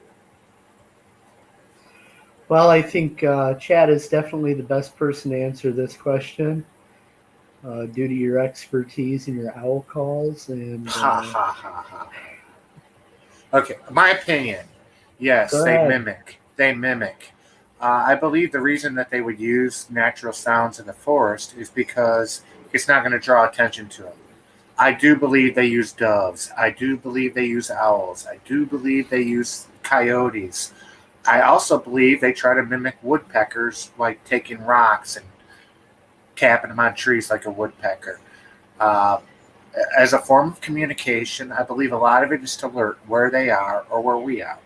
I've had a lot of weird things where they sounds like a rock tapping on a tree when I pass an area, and then I keep walking up, and then pass another area, and they're tapping a rock, almost like they're like letting whatever's wherever their group is know exactly where I am at all times by doing this. Can it be proven? No, but can they mimic? If I had to bet my life on it, as yes or no, I'd say yes. I would All right, guys. I would tend to agree and say that they're expert woodsmen and can mimic animals in the woods and forests very well. Yeah, I would agree, and that comes from just experience. I've heard what sounds like a 500+ pound owl trying to sound like an owl, and That was me. I was me doing the owl call. yeah. Well, you're pretty tall for a Sasquatch, but you don't weigh as much as. I mean, they mimic. I mean, you got to think. I believe that they're more of a not necessarily a. They are apes. Obviously, people are apes, but when people says they're just an ape, I think of like the gorillas, primates type, but not like a Native American tribal intelligence, which I attribute to them, tribal intelligence, not ape intelligence. So, Totally makes sense. yeah, I think they are highly intelligent. They- Absolutely. they learn and they do stuff, and it helps them with the hunts. I mean, communication, and plus when you're out there, you're bored. They don't got TV, so they're out there patiently doing stuff, waiting. They got time to practice all these things. They got time to build stick structures and make glyphs. Yes. And but they observe their patience, their level of willpower and patience is probably unparalleled. I would say, even the most best sniper in the world is unmatched at the waiting game that these things do. And that's why they can watch everything, and they see and they observe and they know when people are in the woods because they're already watching everything that's in the woods. They can't Absolutely. shoot a deer from 150 yards away. They have to wait for the deer to get within 5 yards of them. Or That close takes enough. patience. Yeah. Yeah. What were you saying, Dave? Sorry. No, definitely that. In my experiences of hiking up north Michigan and whatnot, I would make a practice of stopping and just for a half hour, maybe 45 minutes, just be absolutely quiet and just listen to what's out there in the woods. And I would suggest for any of you that want to get out and do your own squatching that's a great place to start, is just listen to the wilderness around you. If you have no noise around you, man, a parabolic mic for like $40-$50, and you have nobody making sounds around you, you will be surprised. You'll hear a mouse fart. I'm not lying. They are that good. You're right. It does come in handy a lot of the times. If you're quiet enough, you're a big group of people, it can be hard to Yeah. get everyone under control, but that's just the nature of it. Thermals are a big thing that we hopefully are going to invest in next year. Even though up in Newega we had an $8,000 thermal that one of our dear friends brought over, and me and Chad had something seen. It wasn't clear, but definitely was something there, and we were having activity and basically tree peeking on thermal from what Chad has seen. And it seems like they still know that the camera, whatever you have, is pointed at them, and they don't come out. I don't know if they realize it, if it's in their nature just to hide that good, but with that $8,000 thermal, it's like they knew we were watching them. Another paranormal or abnormal thing that they do. Randy wanted to know if we think they're an ancient people. Well, Randy, I believe we all come from ancient DNA. How ancient they are, I don't know. I believe they're far older than what humans as we know them today and Indians as we knew them in the 1700s, 1800s are. They're older than that. What do you guys think? I think they've been around for tens, if not hundreds of thousands of years. Yep. Yeah, ancient peoples. I mean, the Greeks used to call cave dwellers troglodytes, cave dwelling barbarians. Sometimes they were hairy. I think some of their epics and their stories, in the Odysseys and stuff, they have heroes that are big, giant, hairy, strong men. That are troglodytes, that are basically Bigfoot, that are, So yeah, I think they are ancient people. They would have to be if they're still around. And again, you have the connection to the caves and the underground as well, as possible habitats that you brought up is a very good point, Blake. The ancient drawings of them on the caves that predate our our existence. Yeah, underground cave systems. There's a lot of that, and the Earth is 70 something percent water, right? Water goes into the Earth. It goes through the Earth. It makes cracks in the Earth. It makes cave systems in the Earth. The process of water going through rocks, soft rocks, easy rocks to push through. It creates underground waterways and stuff, aquifers and channels and karsts. And ley lines, electronic ley lines. These underground waterways, and they make caves. Absolutely. So it's very possible that Sasquatch find these places, swimming into them or finding them, and they that's where they go. It would explain a lot. And I think that's where they. I'm beginning to think that's where they are, is underground cave systems and waterways. If you study karsts and karst systems and what they are, you'll know that during certain like when it floods and stuff, rainstorms, that if there's underground cave systems, some portions of that flood are not accessible, and or like during full moons and stuff, tides and stuff. So there's different elements happening underground with these waterways and these cave systems that are naturally forming, and there are actually in states that you would not expect some of these spots interesting features to be in. Gene Hudson has a really good question related to us in Michigan. If you can get that up there. Gene Hudson. Yep. How often do we come up to the upper Michigan to investigate? Where do you go up there? We go up to Roscommon County. We go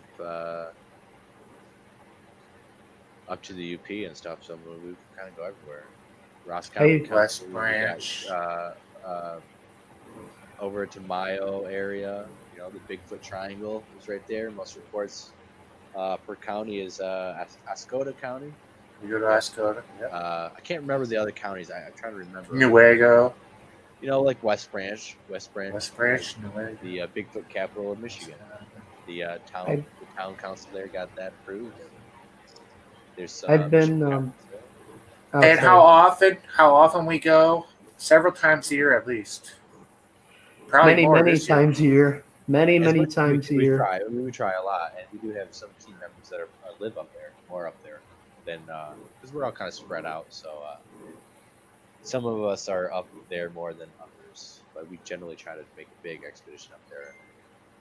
We got some new places we're going to be going this year too, and some that we don't know, and some that I've been thinking about, Chad's been thinking about, and we got a bunch of stuff planned that we want to do and go. So this whole next year, it's going to be just off the wall, gun ho, going everywhere, trying to get reports, meet up with people, eyewitnesses. Its biggest thing was what we're trying to do is get reports and meet up with these eyewitnesses to document the reports and check out the area for evidence. So. Gene wanted to know if we go to Delta County by Escanaba. Not yet, Gene, but that doesn't mean that we won't. Give us a reason to come up there. We'll be there. Yeah, I'm sure we'll be close to the area. We wanna. There's some spots we want to go. I don't want to name any names because just because you don't want to. Look, so many people on our team, so many team members are willing to roll out just about anywhere in the state, and even out of the state in order to go investigate, in order to go check out areas. Bomber, after the apocalypse. Go ahead. Go ahead. Any plans to come up upstairs to Canada after the apocalypse plague has passed? I would love that. I've always wanted to go to Ontario. That's the closest one up there, and go to that big park they have. I can't remember what it's called, Algonquin Park or something. I don't know, guys. It almost sounds like an invitation from Bomber. I think we might have to take him up on that. I would love to, yeah. You know how it's so squatchy, it's ridiculous though. Up there, it is like finding a needle in a haystack when it comes to Bigfoot because they have so much area to roam and hide. They don't really need to be hidden in plain sight like here in Lower Michigan. So, yeah, I would love to go up there. So, yeah, it was Algonquin Park. That's what you were thinking of. That's yes. Bomber just typed it. Any questions, people? Come on, chat. That's how you spell it. Algonquin. Yeah. Yep. Out of the Native American tribes, that was the big, basic, main branch, and they all broke into the separate tribes. But that's what their dialect language refers to for the Great Lakes region in Canada. So, and they have legends of Wendigos and Thunderbirds, sea serpents, little people, a lot of things that people still see.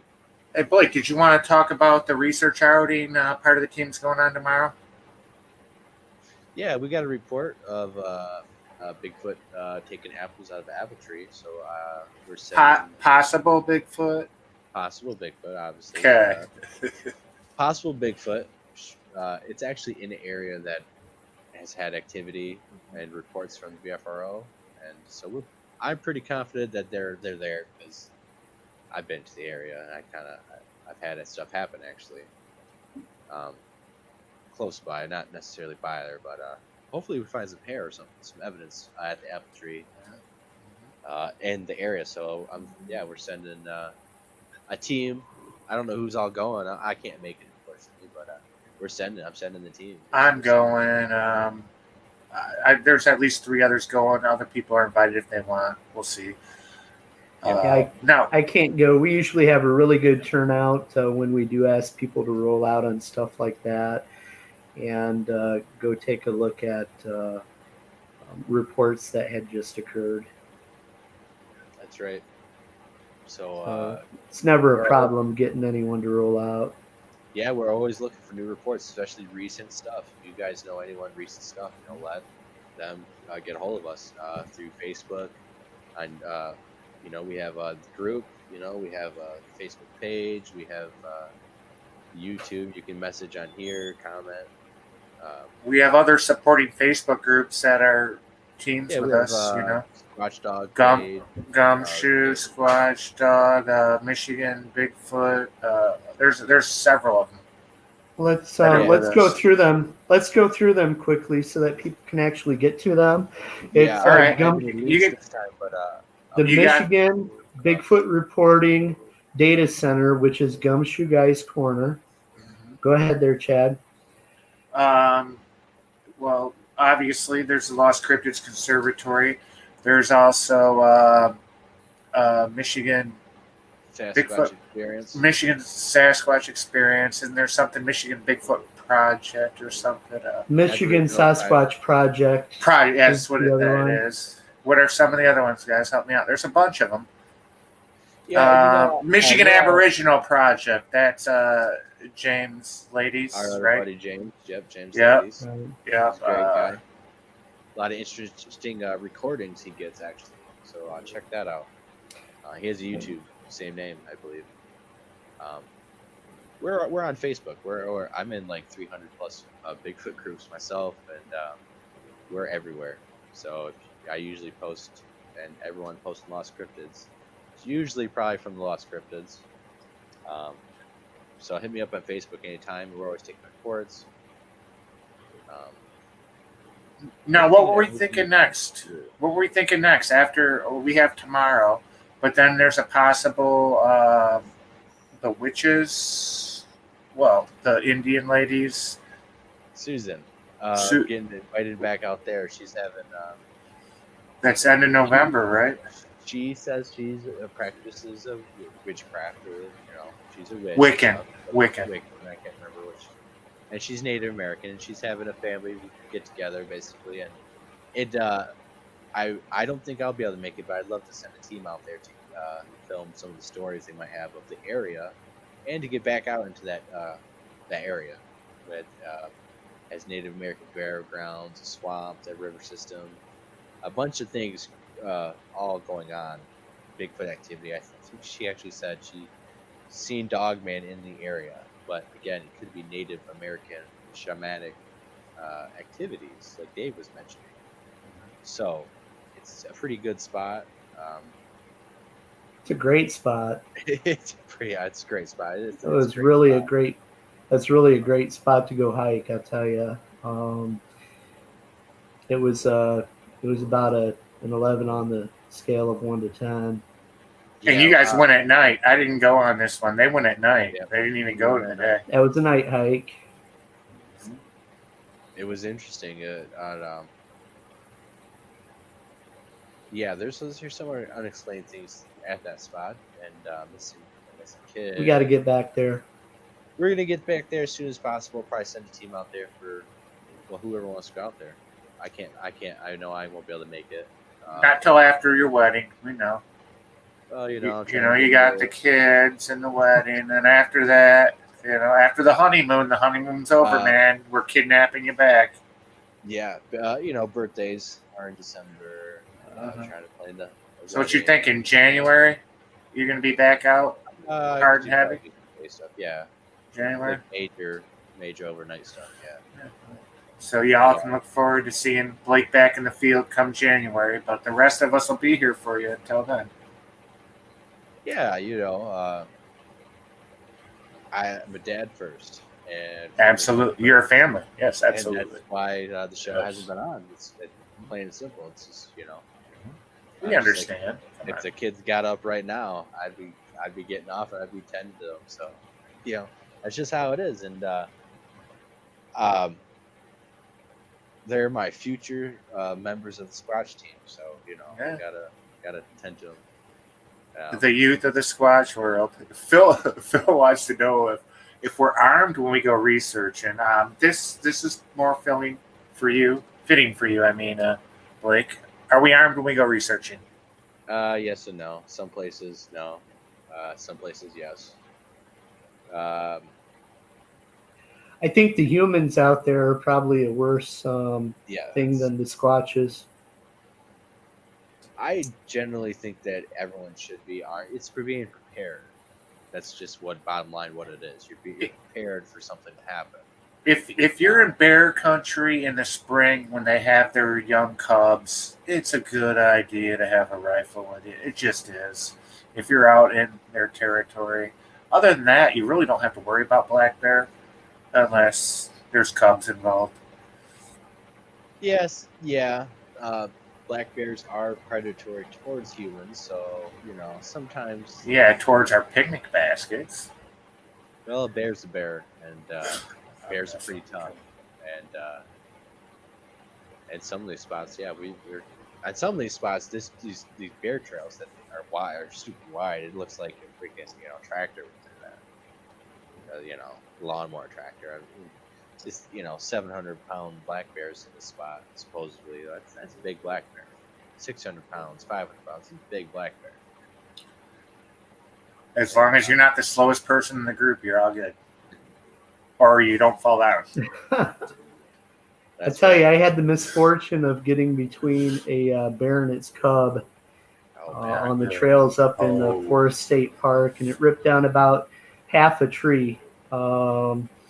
And I backed out of there very slowly, and I'm very glad that I did have protection with me. Although, I would never. I don't think I would ever kill. If you had to. I mean, if you had to. Oh, yeah, of course. Very last resort. Very last resort. Because I'm intruding in their territory. I'm intruding in their home. And right. I'd rather politely excuse myself. Well, that's what you want to try to do. Yeah. Gene has a good comment. It's not a question. You want to put his comment on there about Upper Michigan? In Upper Michigan, the black bears have been changing around here and are starting to attack more and more. So you go in armed. Yeah. Go ahead. A lot of it is we're invading their territory. We're developing. Okay, this creates a problem with development and population starting to develop in an area that never had people other than hunters a couple times a year. We're intruding on them, so you've got to expect you're going to have more negative encounters with them. Blake? I got distracted by Randy's comment. I'm actually just going to put that up because it was torn apart. This last video that I posted, you guys were sitting around the guy who's torn apart from a tree. A group of people, actually. It wasn't just a guy. It was a group of people that went out. And what I think what happened is they heard a baby screaming, right? So they probably went in the woods and found a baby Sasquatch. And then everyone else showed up, and the Sasquatch filleted them and threw them up in a tree. So why don't we just go out armed after hearing that? Because some of the areas that we've researched have had activity. We don't feel threatened or anything, and we try to be respectful. And it's just I guess it's the atmosphere of the place. The atmosphere feels like we need to be armed or better prepared than we are. But hearing a story like that, it definitely makes me wonder if I should carry more. And, at least have your GoPro on when that happens so we can get the evidence. Yeah.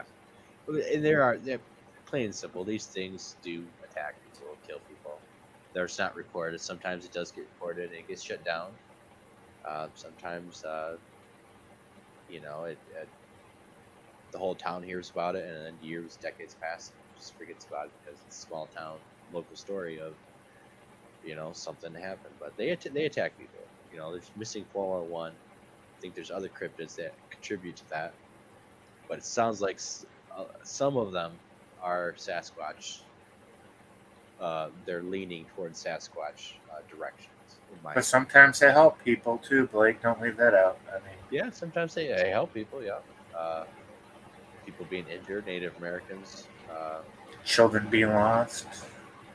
Yep, children being lost and stuff. They're individuals I would like to believe. I don't think that they're animalistic to the point like a bear. A bear will not, keep you safe and protect you, keep you warm. A bear will eat you. A bear can be friendly, and there can be As long as you're feeding it. instances of animal, like a lion and a lamb playing together and being cooperative, or a cow and a leopard. I think is recent. Cow and a leopard. Have you guys seen that trail cam of the 6-point buck following the cougar right on its tail, walking right through? Yeah, there's that. So it does happen, but that can only go so far. They're not. They're picking up on each other's cues, but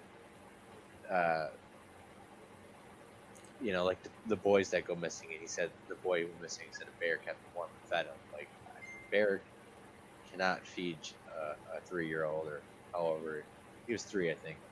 Especially when it's hibernating in February. I don't think the bear he ate berries or something, or whatever he ate. It doesn't matter. A bear can't pick berries and hand it to the kid. He could follow a bear to a berry patch and pick it himself. Right? In February, though. But hang on. Right, in February. In the mountains of North Carolina. Right.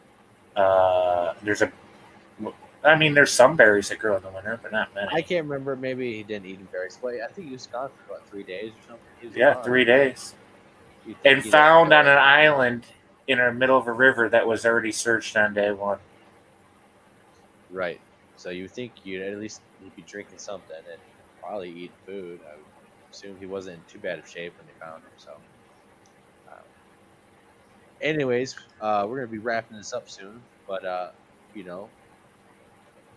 plans for the future are we're gonna be starting to show up each and every week, maybe multiple times a week. Depends on what we have going on. But we actually have some people lined up for next week. We have hopefully on Monday, it might be Tuesday, it might change. We have Janice Carter will be on here with us to talk about her experiences. And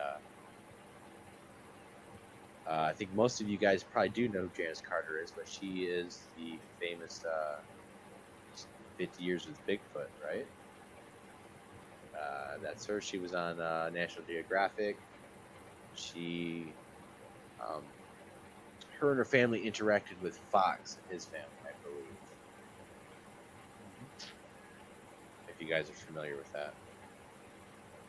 So she'll be on Monday. I'm looking forward to this one. Yep. Yeah, that's going to be a great show. Yep. So we're going to be picking her brains, hearing her encounters, and you guys are going to be asking her questions here in the live chat. Thursday, we have Val himself will be on. He collaborates with Lost Cryptids, and he runs the Gumshoe Corner Bigfoot sighting and reports on Facebook. He is the data guy, the #1 guy in Michigan with all the data, reports, sightings, and profiles of Bigfoot here in Michigan. And he's a great guy, very knowledgeable guy, great guy to be in the field with. Very knowledgeable guy. When he talks, I definitely listen, because it's information that you definitely need to hear and learn. So that's going to be awesome, and we're going to have more guests, great guests lined up for you guys each and every week, hopefully, and we'll be on ourselves, and we'll be dragging along some of the other members of our group on here for you guys to talk and have discussions with, because we got a number of them. Go ahead. I'm looking forward to doing researcher roundtables. I love reports of sightings and stuff. They're important. Yeah. I love them.